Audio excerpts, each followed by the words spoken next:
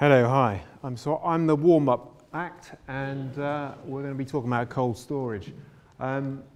This is about me and my company, Grandio. We started last year. I've been in crypto since 2013, and I was one of those people who had some bitcoins, put them on TrueCrypt, put it in Dropbox, and then TrueCrypt disappeared, and I lost my bitcoins. Thankfully, there weren't that very many. So I learned the hard way. I'm now going to talk about cold storage a few years later, and surprisingly, nothing has changed. It's as difficult now to cold store cryptocurrencies than it was in 2013.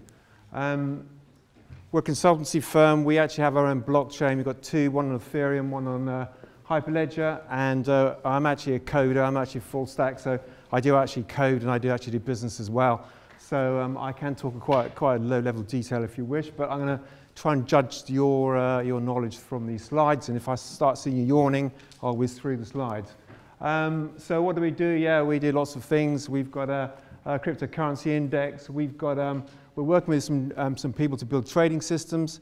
One of the problems with cryptocurrencies, if you're an institution, is that the trading systems are non-existent. You can go to a few exchanges, you've got wallets on your phone, but there's no trading systems. I do know some of the big banks who supposedly don't trade in cryptos are building their own trading systems, and these trading systems are going to be used for the banks to trade with themselves, which is not good for the cryptocurrency space.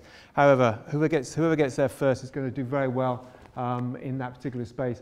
We're also doing some other stuff in blockchain, which you are probably familiar with. We've got we're doing one with some yacht hire stuff, where we've got some people wanting to put their yachts on the blockchain. But anyway, we're talking about cold storage. A couple of headlines there, very recent.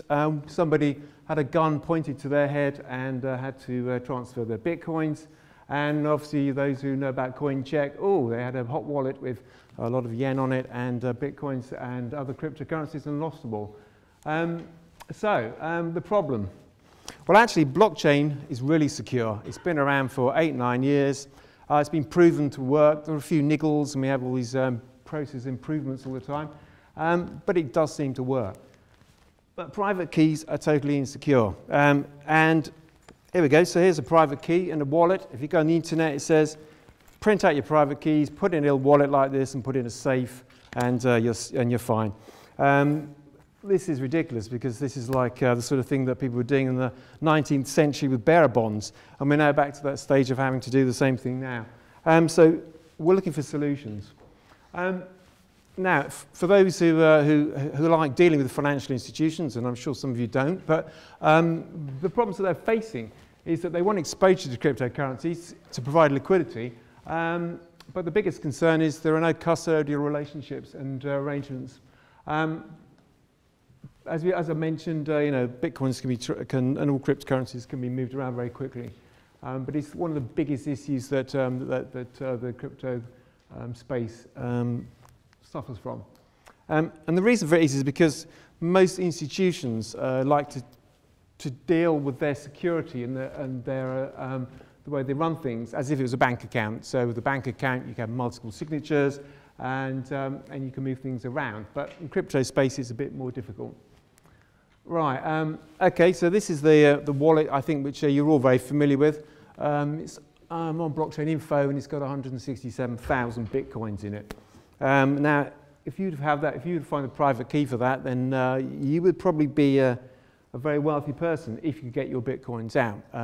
No one knows who supposedly who owns this and where the private key is, but I personally would feel very uncomfortable if I had a public wallet, sorry, a private key access to that type of amount of bitcoins. Okay, so you all know about blockchain, so I'll whiz through these ones here. But as you know, private key creates the public key, and you need to you secure that. And some of the technologies that we use, we love using Go, so that's our middleware. And a bit more about that. Right, and as most of you probably know, you use your private key to create your public address. Now, the thing about private keys is that when you actually go to an institution and you tell them about how blockchains work, the first thing is that you have to tell them is that the private key is just a number. And of course, they get very excited because a number, well, if you can remember that number, and there happens to be the private key for that Bitcoin wallet I've just shown you, then you can take all the Bitcoins out of it. and that, trying to secure that number, well, I'm speaking to a very large administrator in the US, and they have something called Tier 1 custody. And Tier 1 custody is effectively cold wallets, cold storage. It's printing that number, putting it in an envelope like this, putting it underground somewhere, and then hoping that it's going to be safe with you for a short period of time, and then you go back and you take it out and play around with it. I mean, it's just madness. And this is the sort of thing that you start hearing about. So as I said, it's a number that can copy, and the risks of loss, theft, and collusion. Collusion is the biggest problem because you can quite happily cut these keys up and pass them around, but if you've got a wallet that's got 1.6 billion bitcoins in it, so of dollars worth, you're going to collude, and somebody comes up to you and says, yeah, I've got one part of the key, you've got the other part, let's get together and we'll go off to Mexico, or wherever it is we're going to. So first you look at the risks of cold storage, storage of these things. For those who do trade in cryptocurrencies, a lot of you just keep them on the exchanges, which is fine. Some of you might have an online wallet provider, you might use Jax or all these other ones. And then as you go up to the top, the risk of theft, loss and collusion starts going down. So, paper is what a lot of the custodians like to have. Some of you like these USB hard drives, but as a USB, I don't know much about electronics, but I wouldn't particularly want to put my bitcoins in that thing. I have no idea what's going on in there. But people seem to trust them. Some people buy these things, these Trezor hard wallets. Well, yeah. As you can see, they've had a few problems, and for those who are old like me, there are a lot of these devices. They might be trendy now, but in 5 years' time, they're completely obsolete. And you have to basically recognize the fact that paper does actually last quite a long time, but these sort of things, they come and go. Right, let's get some examples of real cold storage in action. This is an example. It's called the Landfill Solution. What you do is you find an ex-nuclear bunker or somewhere in the ground that's got no Wi-Fi, perhaps a Faraday cage, no electricity, nothing. So it literally is underground. And you take underground with you in a rucksack, take yourself a Mac, a USB stick, a battery, and a printer, and some cables to power up the printer and to connect to the laptop, assuming that's fully charged. And then effectively what you do is on your USB stick, you've got a paper wallet generator, which pumps out one of these little things, and you go underground and you print it out, and there's your bit of paper there with your private key on it. Then the next stage is you basically burn the lot. And when I mean burn it, you literally burn everything, apart from the paper, because that's what you need to keep, because everything leaves footprints. If you go down Tottenham Court Road, I can show you lots of devices where you can sniff pretty much anything out of anything. Cables are insecure, batteries are insecure, printers, as we know, for those who like conspiracy theories, leave nice footprints which get sent off to the CIA and FBI. So you burn all that, and then you come out of your hole with your bit of paper, and then you go and find a local safe, and you put it in the safe, and that's your cold storage done. Big problem is you can't keep doing this all the time. You can only, it's going to be expensive. Now you can do it on your phone. I know this is a bit extreme. You can get a phone, but as I was playing around with yesterday, if you try and run an offline paper generator on an Android phone, it doesn't work because the latest version of Android doesn't run JavaScript. So that's why I've shown it that way. Anyway, so that's the first solution. The second one is getting the bit of paper with my random number on it and just chopping it up into 3 bits. You cut it into 3 bits and you find 3 custodians, a lawyer, a friend, and a mailbox. And you basically just give bits of them to each of them. So A gets 1 and 2, B gets 2 and 3, and C gets 1 and 3. So 2 people at any one time have the full private key. And yeah, it's a very crude way of a ring signature type process, but breaking it up and providing some sort of assurance that your private key is safe. The other one is passwords. I know that people used to use brain wallets and stuff. They've all been proven to be not trustworthy. You can just get your private key and just change a couple of characters. Now, I've not done any tests to find out how easy it will be to crack that, but That's quite a simple way of doing it. So you just have a simple formula that says, well, I'll count in 5 that way, and then just add 1. And then I can remember that in my head, and if someone got that private key, they wouldn't be able to do anything with it. The other one, which I have actually used this, and I know people have, is just go to something like a Google shortener.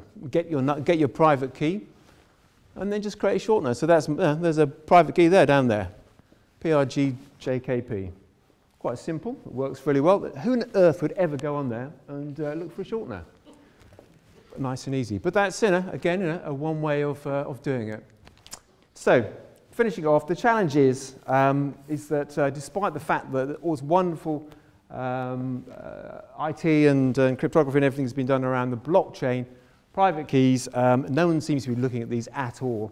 And in the real world of financial institutions and those who want to trade these things and custody them, there are no solutions. And we're looking for these solutions. Now, we're building our own. I'm sure lots of other people are as well. And the problem we have is that, as I said, it's something that's really quite straightforward from an academic perspective and from an IT perspective. But the reality is that we don't have a decent enough solution. And that is, whoever cracks that is going to, I think, enable the cryptocurrency space to actually become more liquid and become a better place for people to trade and have trust that their cryptocurrencies are safe in the future. Okay, so that's me done. Any questions? So, yes. How can you make any difference in respect to this collusion problem with several people colluding?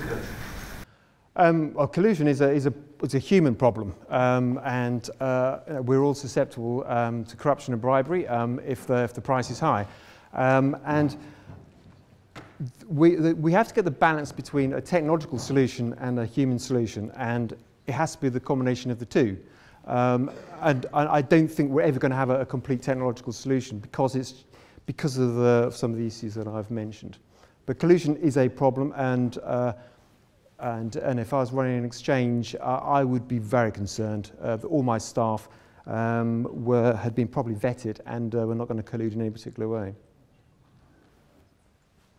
I'm not sure if I missed something, but isn't the landfill issue recurrent in every single other solution?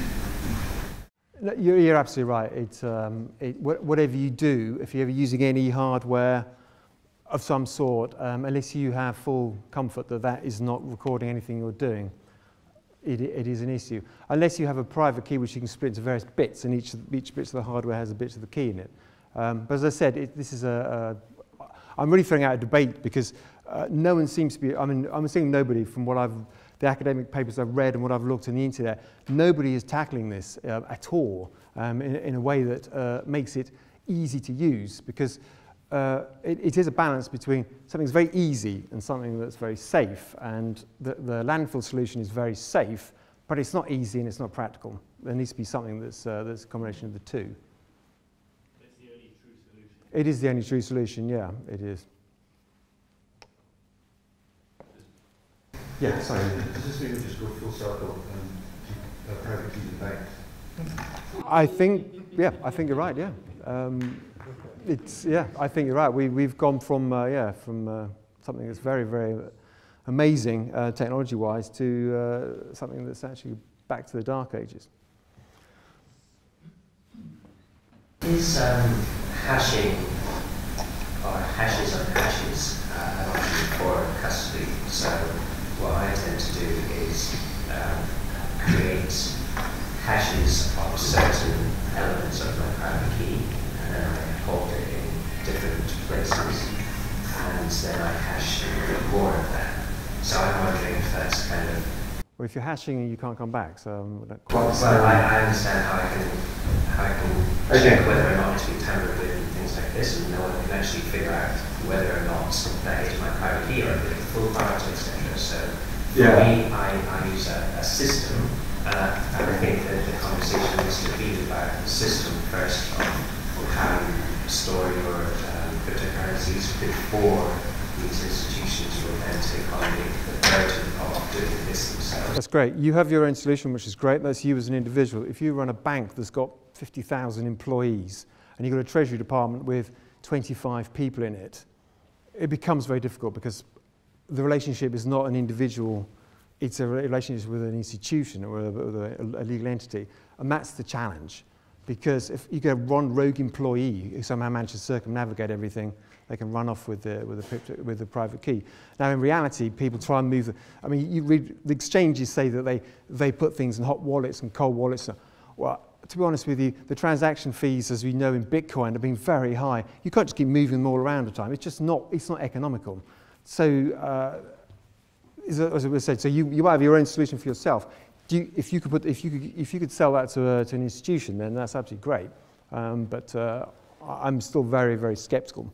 Well, just to further that, so in the traditional custody world, you'll always have that inherent risk anyway, because ultimately you have segregation of duties within the different departments, right? So you'll have to make sure that both or whatever parties have access to the crypto or just in the traditional finance sphere. You have to make sure that they don't go there as well. So it's an inherent problem within the system as a general, not just with crypto and trying to solve this problem, right? It is. It's all about trust, and the blockchain has given trust. Take it away from it. Basically, we're all trusting it because it's the community, but the private keys, it's still reliant on human nature. And yeah, I'm happy to talk to you afterwards about what solution you've got. But yes, it's still a problem. Okay, do that then. One more question, yes, from. It's a bit circular because the whole point of crypto is that we don't want these people in crypto. And the whole point is, we're trying to create a system where we don't have banks or insurance companies or any sort of corporate model, because that is the point of crypto.